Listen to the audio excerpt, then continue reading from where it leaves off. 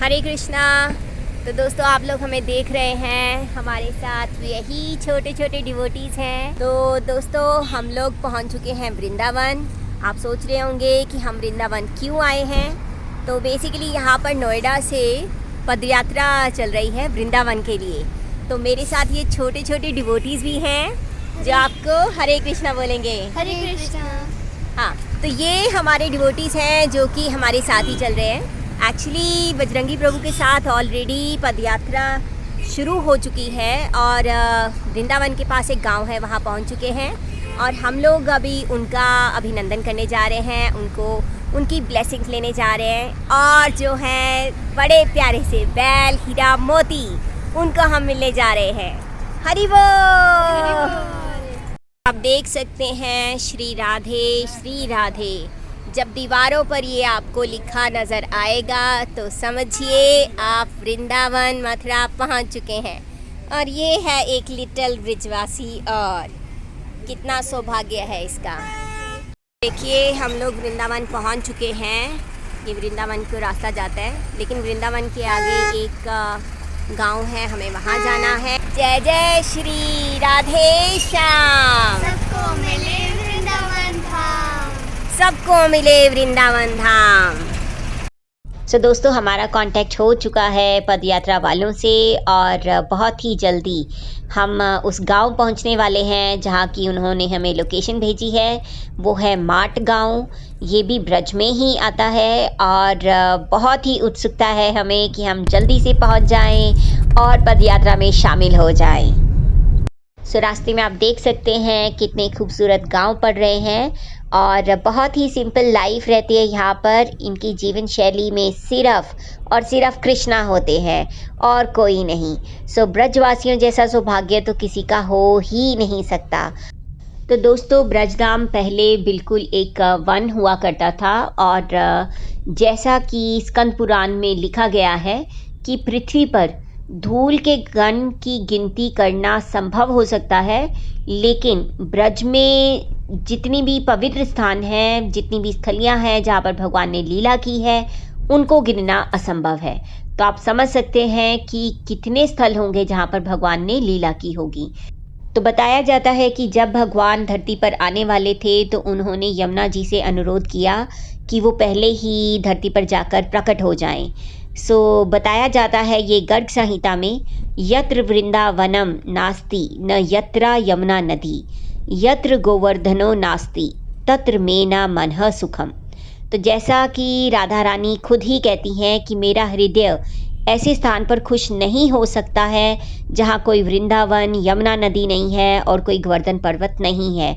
तो राधा रानी के कहने पर यमुना जी, वृंदावन और साथ में गोवर्धन पर्वत ये पहले ही आ गए थे धरती पर।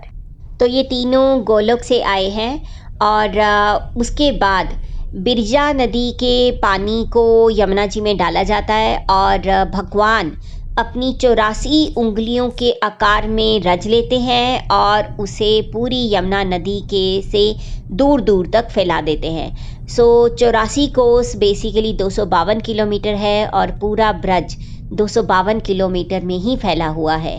तो ये एरिया वो है जिसमें 12 वन आते हैं, 24 उपवन हैं, 20 कुंड हैं और बहुत सारे गांव हैं जैसे कि नंदगांव, बरसाना, गोवर्धन, वृंदावन, मथुरा, कोसी, राधा कुंड, बहुत सारी ये सारी चीज़ें हैं।